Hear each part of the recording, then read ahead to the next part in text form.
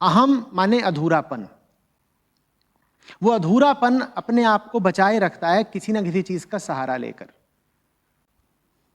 जिस भी चीज का जीवन में आप सहारा लेते हैं, जिन भी विषयों से आप जुड़े होते हैं, वास्तव में उनसे जुड़कर आप अहम को ही बचा रहे होते हैं। अभी ये सत्र पूरा हो जाएगा, इसके बाद आप फोन उठा करके कहीं बातचीत करने लग जाएंगे। ऐसे आपने अहम को ऊर्जा दी, ऐसे आपने बचा लिया अपने आप को। आप दिन भर इधर उधर होकर के कुछ विचार कर रहे थे, किसी विषय में ही था ना विचार, जिस भी विषय में आप विचार कर रहे थे उसके माध्यम से अहम को ही सहारा दे रहे थे आप। ऐसे आदमी अहम को बचाए रखता है, पकड़े रखता है। तुम ना पकड़ो अहम को तो मुक्ति ही मुक्ति है। जैसे अभी आपने उस माइक को पकड़ रखा है ना, ऐसे अहम को पकड़ते हैं। या ऐसे कहिए कि ऐसे अहम अपने विषय को पकड़ता है अपने आप को बचाए रखने के लिए। अभी आप क्या हैं? अहम। और ये माइक क्या है?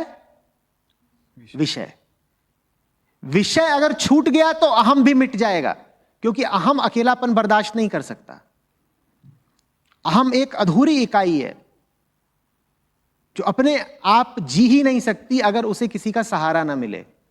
जैसे अभी आपने माइक पकड़ रखा है, अहम ऐसे ही एक के बाद एक दिन भर विषय पकड़ता रहता है ताकि वो बचा रह सके, जीवित रह सके।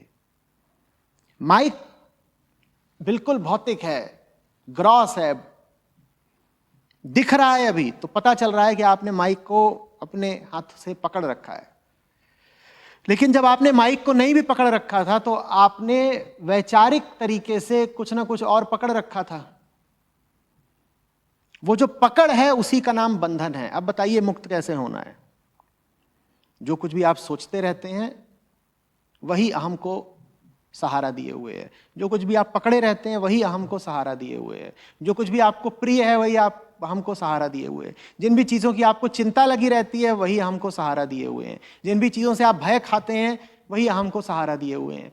जिन भी चीज़ों की आपको उम्मीद है वही हमको सहारा दिए हुए हैं।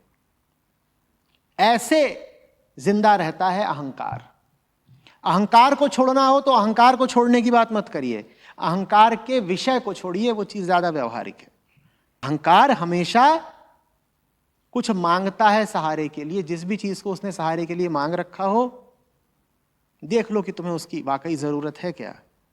न दिखाई दे जरूरत तो छोड़ दो, वो चीज गिरेगी उसके साथ ही गिर जाएगा अहंकार।